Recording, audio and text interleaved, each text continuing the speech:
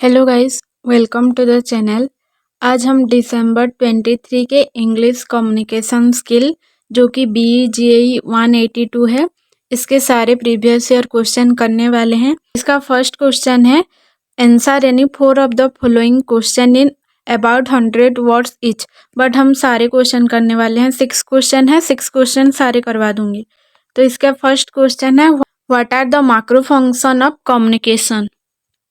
तो macro function के बहुत सारे स्टेट वगैरह होते हैं, जैसे कि इमोटिव फंक्शन। इस पे आप एक्सप्रेस करोगे आपका इमोशन, आपका इनर स्टेट क्या है, जैसे कि oh no, oh my god, ऐसे बोल सकते हो। फिर आएगा डायरेक्टिव फंक्शन। डायरेक्टिव फंक्शन पे क्या होगा कि आप इन्फ्लुएंस करोगे अदर की बिहेवियर को। जैसे कि एग्जाम्पल ले सकते हैं क्लोज द डोर प्लीज, तो आप बोलोगे कि प्लीज दरवाजा बंद कर दो, ऐसे। फिर आएगा पैथेटिक फंक्शन। इसमें क्या होगा कि चेकिंग द कम्युनिकेशन चैनल और एस्टैब्लिशिंग कॉन्टैक्ट। मतलब hello, it is Thomas cook, hello can you hear me mister Gupta, ऐसे आप चेक कर रहे हो कि ये वर्क कर रहा है आपका कम्युनिकेशन या नहीं। फिर आएगा पोएटिक फंक्शन। पोएटिक फंक्शन पे क्या होगा, इसमें फोकस किया जाएगा जो एस्थेटिक यूज ऑफ लैंग्वेज, मतलब जो ऑथर वगैरह होते हैं वो पोएट्री, आर्टिस्टिक एक्सप्रेशन वगैरह जो इनडायरेक्टली देते हैं वो वगैरह। फिर आएगा रेफरेंशनल फंक्शन। इसमें क्या होगा कि आप कन्वे करोगे इंफॉर्मेशन, मतलब आप ऐसे बोलोगे कि the capital of the India is Delhi, the capital of the France is Paris, ऐसे बोलोगे। मतलब आपका जो भी सेंटेंस होगा उसमें एक इंफॉर्मेशन होगा। फिर आएगा मेटालिंग्विस्टिक फंक्शन। इसमें क्या होगा कि आप डिस्कस करोगे लैंग्वेज इटसेल्फ, मतलब ऐसे एग्जांपल ले सकते हो कि the use of both will और shall is correct in modern usages, मतलब विल और सेल का यूज दोनों करेक्ट है मॉडर्न यूजेस पे। फिर आएगा द कॉन्टेक्चुअल फंक्शन। इसमें होगा कि क्रिएटिंग एक स्पेसिफिक कॉन्टेक्स्ट और सेटिंग।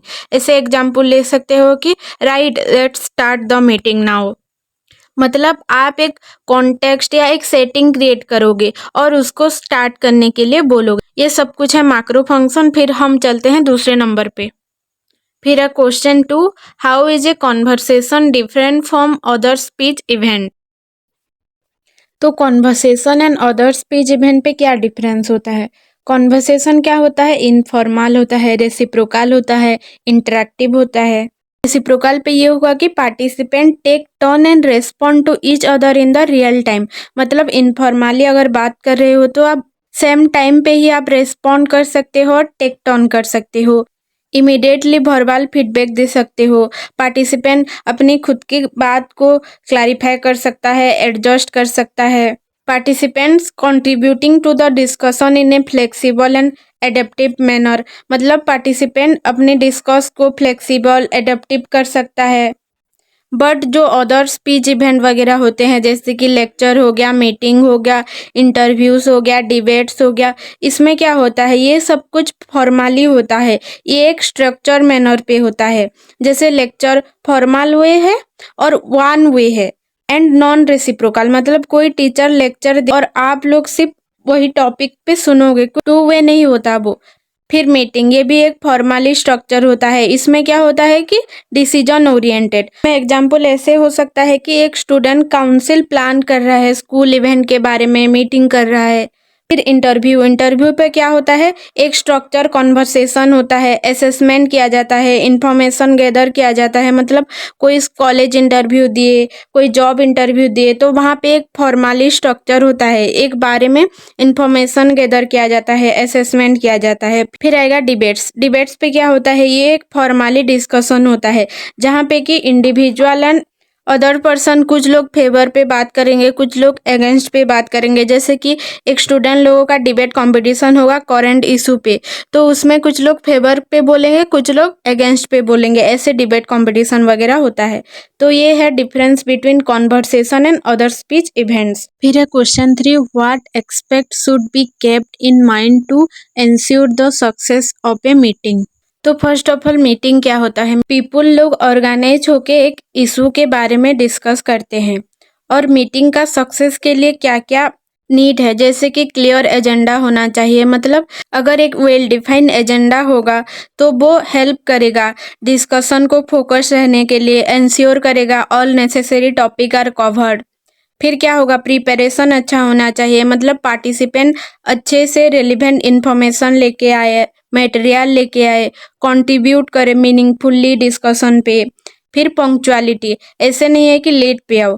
स्टार्टिंग जब होगा मीटिंग ऑन टाइम आना चाहिए, एनकरेज करना चाहिए पार्टिसिपेंट लोगों को कि पंक्चुअल रहो, सो रेस्पेक्ट फॉर एवरीवन टाइम, मतलब आप लोगों की टाइम का अहमियत रखो।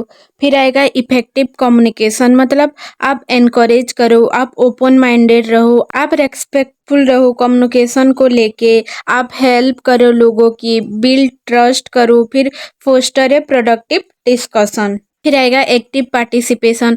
एक्टिव पार्टिसिपेशन पे क्या होगा कि आप एनकरेज करो, कंट्रीब्यूट करो, आपका खुद का आइडिया क्या है, आपका खुद का ओपिनियन क्या है। फिर कॉन्फ्लिक्ट रिजोल्यूशन, कॉन्फ्लिक्ट रिजोल्यूशन पे क्या होगा कि आप एड्रेस करो प्रॉम्प्टली, रेस्पेक्टफुल्ली, ऐसे नहीं कि अगर दूसरे का कुछ ओपिनियन अलग होगा तो आप उसको हिंडर करोगे, मीटिंग को प्रोग्रेस ही होने नहीं दोगे, ऐसा नहीं। डाइवर्स पर्सपेक्टिव वगैरह जो होगा उसको आप एक्सेप्ट करो, आप सारे लोगों की ओपिनियन को रेस्पेक्ट करो। फिर आएगा फॉलो अप, मतलब मीटिंग का समरी, लास्ट पे एक समरी निकालो और उसके बारे में डिस्कस करो। फिर लोगों का क्या पर्सपेक्टिव है ये पूछो, उनका क्वेश्चन क्या है, इसमें उन्होंने क्लैरिटी पाया नहीं पाया, ये सब कुछ समरी पे होगा। ये सब कुछ है एक्सपेक्ट वगैरह, जिससे कि मीटिंग अच्छे से हो सकता है successfully. Question 4, explain with suitable examples how new words are build through affixation and compounding. तो फर्स्ट ऑफ ऑल एफिक्सन होता क्या है?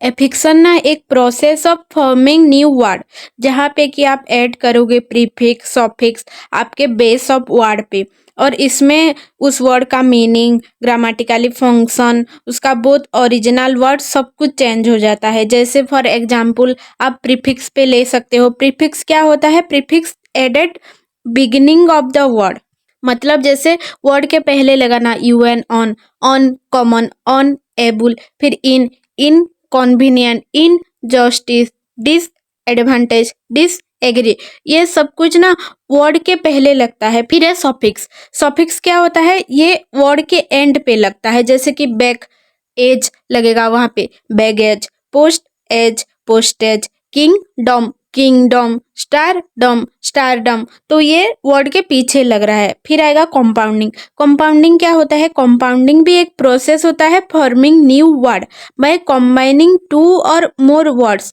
जिसका खुद का मीनिंग भी होता है। मतलब ब्लैक और बोर्ड, ब्लैक का खुद का मीनिंग है और बोर्ड का भी खुद का मीनिंग है, और दोनों को मिला दो तो एक दूसरा मीनिंग निकल रहा है, जैसे कि black board, flower pot, arm chair, ये वगैरह सब कुछ।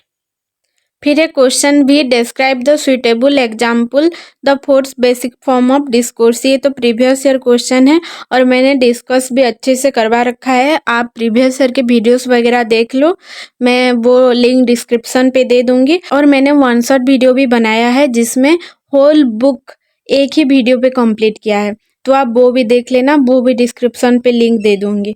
तो फिर है question 6, explain how visual aids can be used to make presentation more effective. Support your answer with example.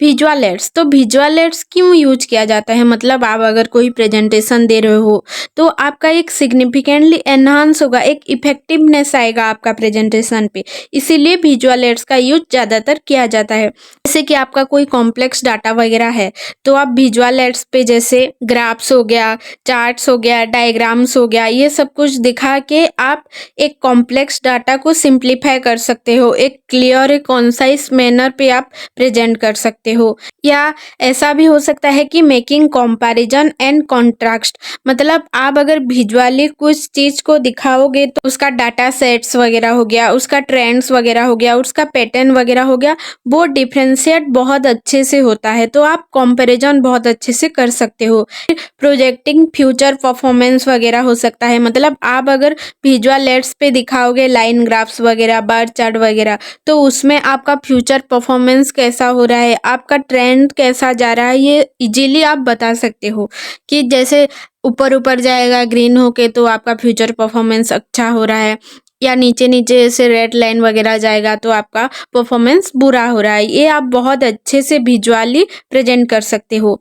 या जो इलुस्ट्रेटिंग ट्रेंड्स वगैरह होते हैं, मतलब जो पास्ट प्रेजेंट फ्यूचर का ट्रेंड्स होता है, इसको आप इजीली ऑडियंस को दिखा सकते हो विजुअल एड्स के तहत। तो विजुअल एड्स का क्या क्या एग्जाम्पल हो सकता है, लाइन ग्राफ्स वगैरह हो सकता है जहाँ पे कि ट्रेंड्स वगैरह दिखाते हैं, बार ग्राफ हो गया जहाँ पे कि डाटा को कंपेयर किया जाता है, पाई चार्ट हो गया जहाँ पे कि शो किया जाता है पोर्शन ऑफ परसेंटेज कितना क्या है, फिर पिक्टोग्राम हो गया जहाँ पे रिप्रेजेंट किया जाता है आइकॉन वगैरह, इमेज वगैरह, फिर मैप्स हो गया जहाँ पे जोग्राफिकल डाटा वगैरह शो होता है, फिर टेबल्स हो गया जहाँ पे कि प्रेजेंट किया जाता है डाटा का जो स्ट्रक्चर फॉर्मेट वगैरह हो, फिर डायग्राम्स वगैरह हो गया, डायग्राम्स पे क्या किया जाता है, इलुस्ट्रेट किया जाता है कॉम्प्लेक्स प्रोसेस और सिस्टम वगैरह का, फिर फोटोग्राफ्स हो गया जहाँ पे कि इंटरेस्ट और इलुस्ट्रेट रियल वर्ल्ड एग्जाम्पल वगैरह दिया जाता है।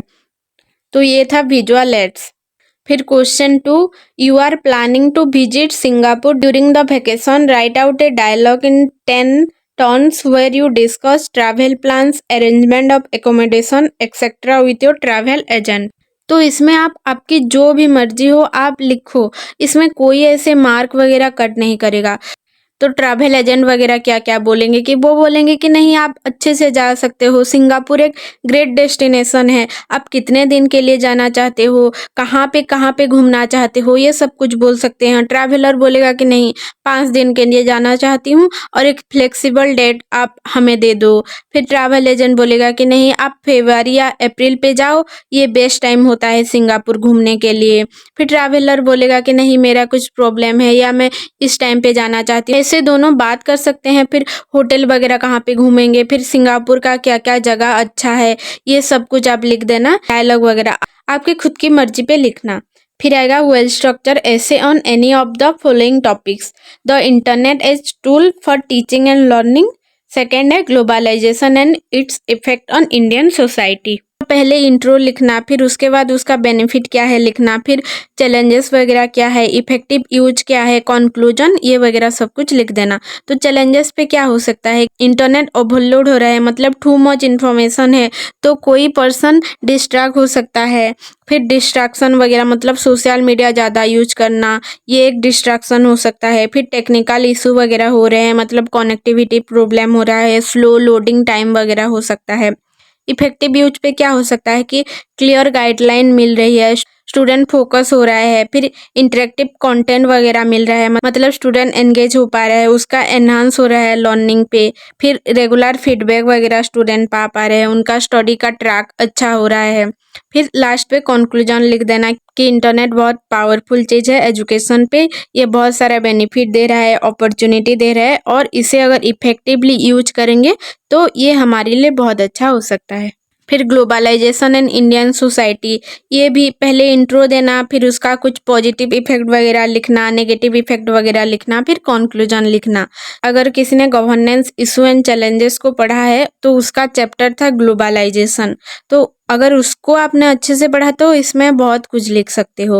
जैसे कि ग्लोबलाइजेशन इंडियन सोसाइटी पे क्या इम्पैक्ट कर रहा है, पॉजिटिव इम्पैक्ट पे क्या होगा कि इकोनॉमिक ग्रोथ हो रहा है, फॉरेन इन्वेस्टमेंट आ रहे हैं, जॉब का क्रिएशन अच्छे से बढ़ रहा है, कल्चरल एक्सचेंजेस वगैरह हो रहा है, sharing ideas values to other country हो रहा है।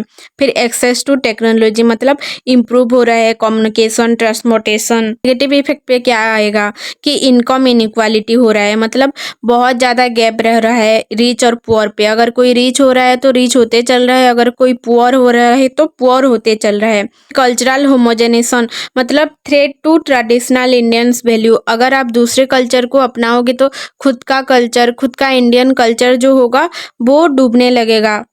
फिर एनवायरमेंटल कंसर्न वगैरह हो रहा है, मतलब अगर इंडस्ट्रियलाइजेशन होगा, इंडस्ट्री वगैरह खुलेगा तो पॉल्यूशन हो सकता है, डिग्रेडेशन हो सकता है फॉरेस्ट वगैरह का, तो ये इसका नेगेटिव इफेक्ट होगा।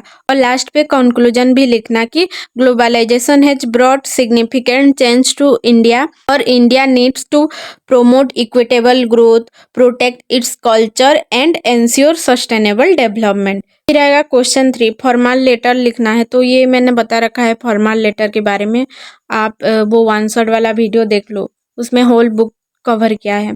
तो क्वेश्चन 4 है रिपीटेड प्रीवियस ईयर क्वेश्चन, तो मैंने वो डिस्कस कर रखा है और लिंक डिस्क्रिप्शन पे दे दूंगी, आप दोनों वीडियो देख लेना। और ये पेपर भी कंप्लीट हो गया।